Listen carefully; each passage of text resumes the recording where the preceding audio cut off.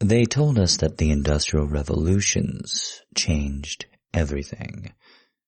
The one that changed how we could work with machines, the one that changed where we worked and what it even was with computers. And then, post-scarcity.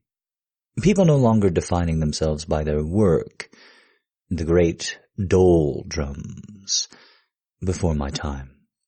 But that's all theory, isn't it? Whatever world you're born into, that's the world. Everything that happened is just hypothetical. So what? You wanted to be important because of your job, now you can't?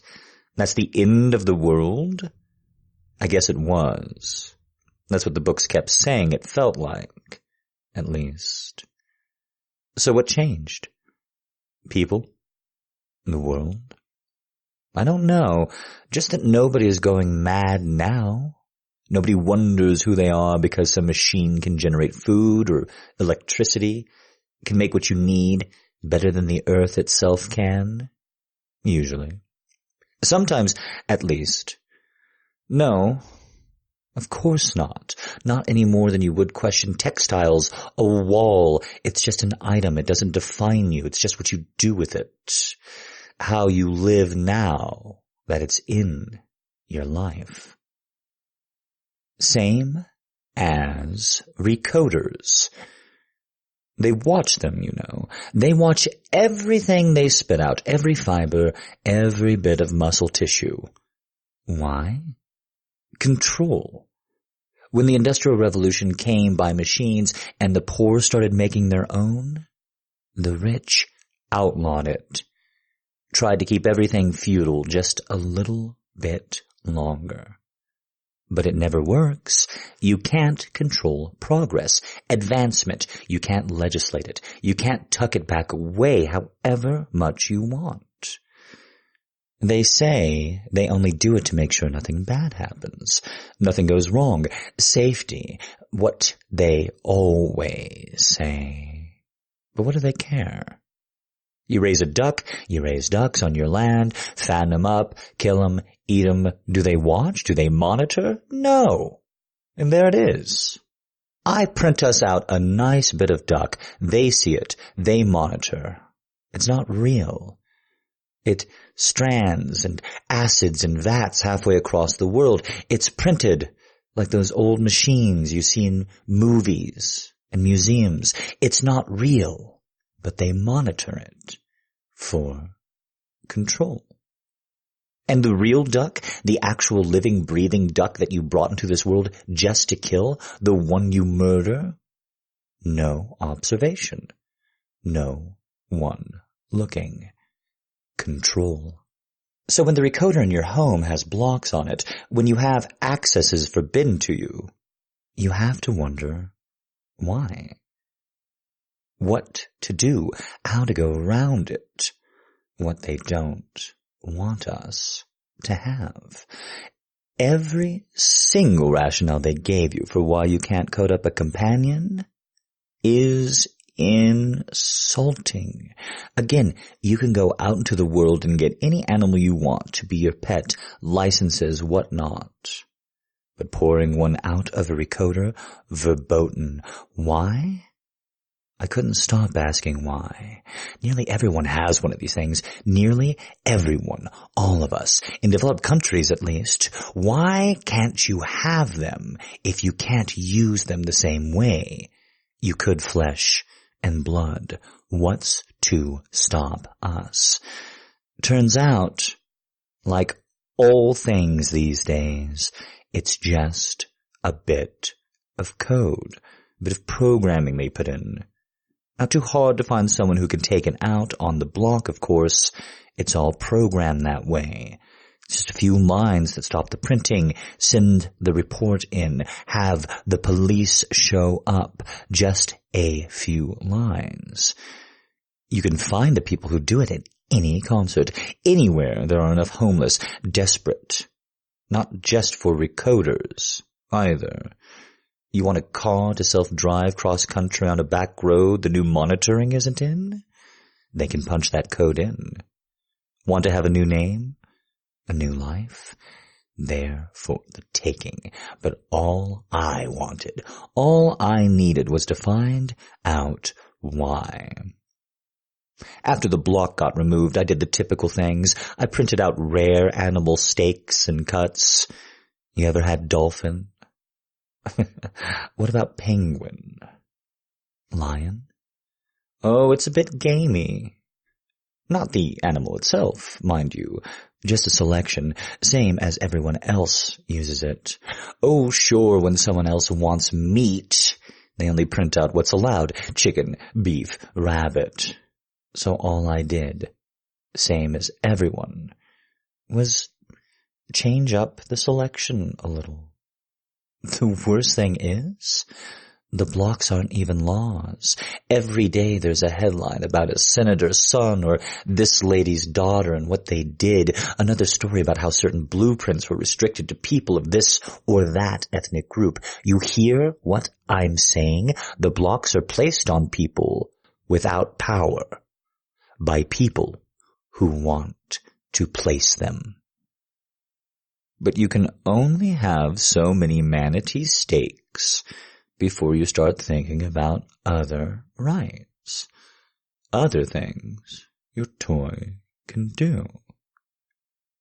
So I printed up a little mousy friend. I thought mouse, small, less material, weight, all the rest than even some of these cuts of meat I'd printed out, and then we would see. Because it's just a mouse, right? Either way, big and horrible, small and cute, just a mouse. If I was right, if everything I knew was right, it would be. And if I was wrong, it was just a mouse, too small to cause any real damage. I watched it in awe, the printing process. I didn't before because, of course, why would I? You make your selection and then ding, there's the food. But an actual pet? A friend? When it would be animated? What came first? As soon as I selected my friend and the Recoder warned me, "Are you sure?" the tray read. I pressed yes, and then it began. A small, clear rectangle slid out of the machine and filled with goo, leaving only the shape of a mouse within it. Then, tiny brambles like roots from a tree slid into the negative space where the mouse wasn't. They coiled and pushed until their combined mass looked like a circulatory system of a small mammal. And that's when the printing began. The roots pulled themselves apart just as they had pulsed together. Only as they slid, they printed the blood vessels, the nerves, even the tiny rapid heart of the mouse, before withdrawing back into the machine.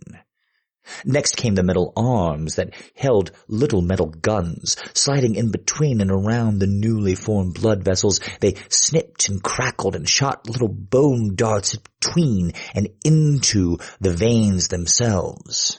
And in moments, a full skeleton with blood pulsing through it lay before me.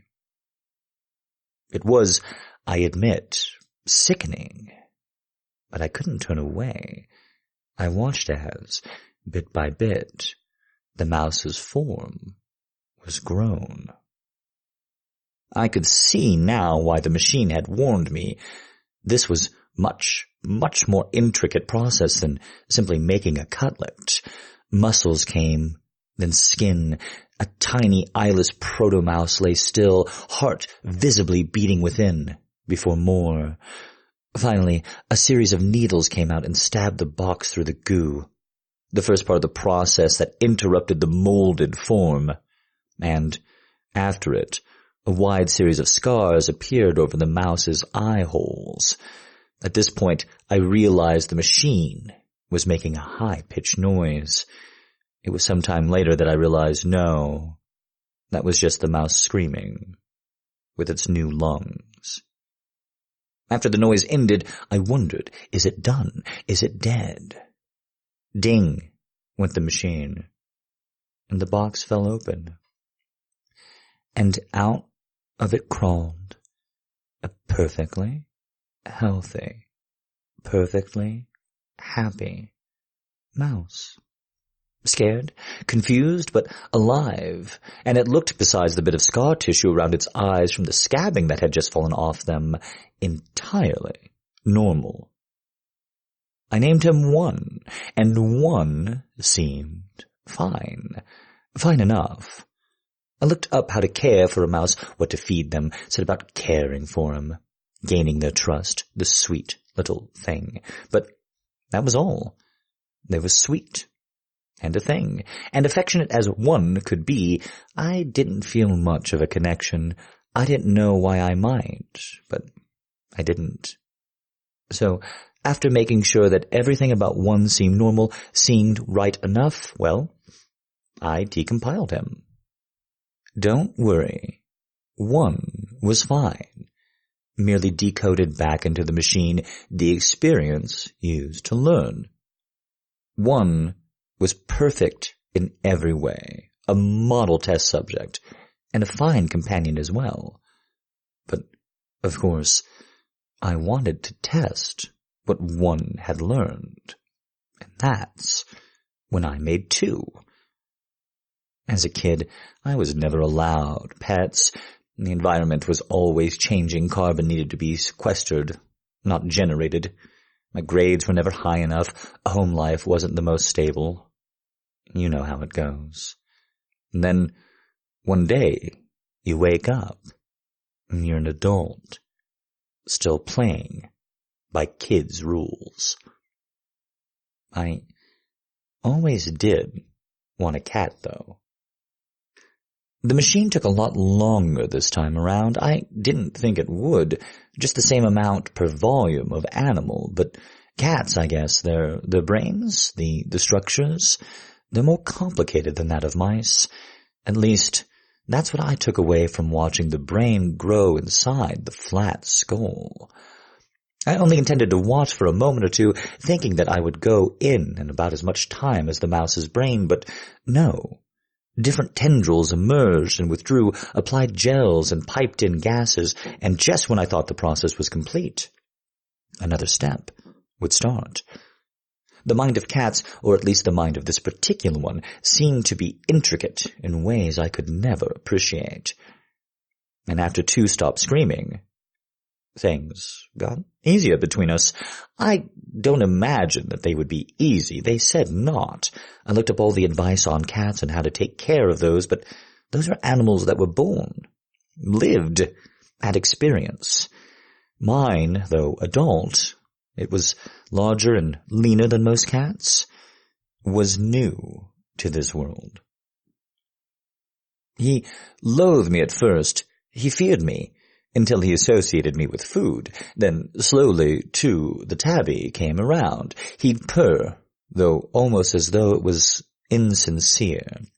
He'd rub his head against me and then give me a look. One more than a cat. One almost human. Almost human. That's what I'd call his eyes, his looks, his gaze. At times, I was sure of it, there was more than he let on.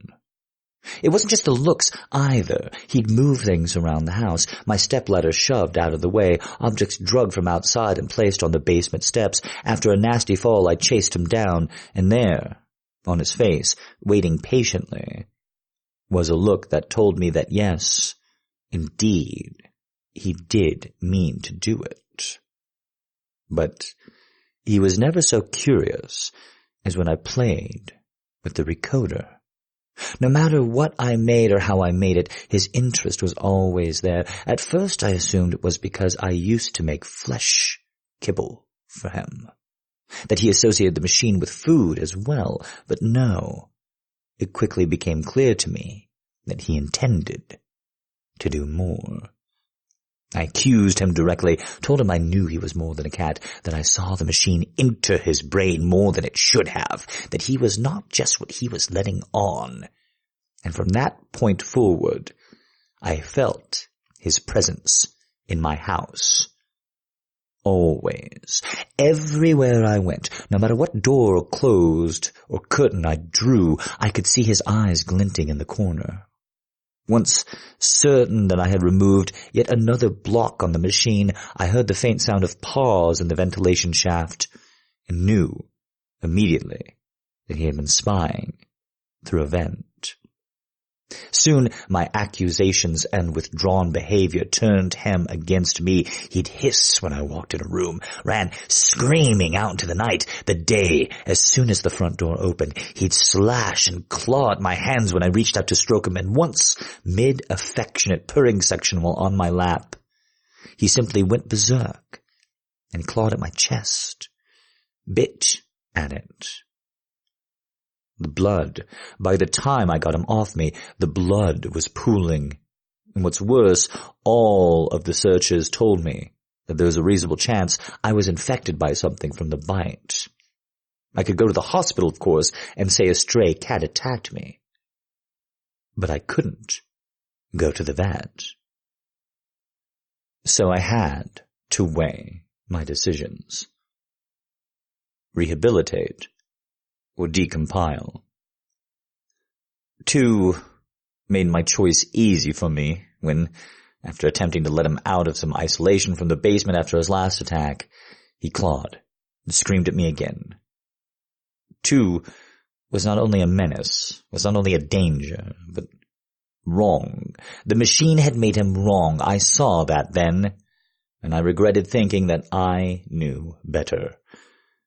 By the time I had got done loading 2's body into the recorder to decompile him like 1, I already felt like my heart was heavy and lost and low.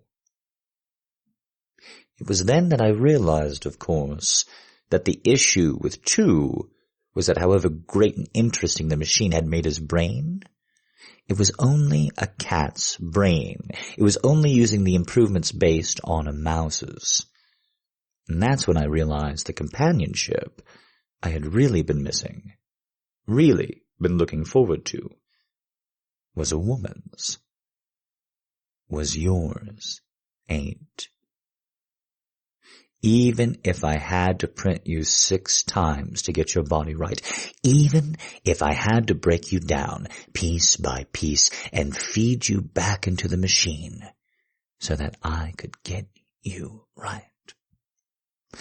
And this is why people so far away from everyday living shouldn't make the rules, shouldn't tell the rest of us what to do, shouldn't tell us what's right or wrong. Because what do they know? What do they really know? After all, they thought the blueprint for a woman must include a mouth.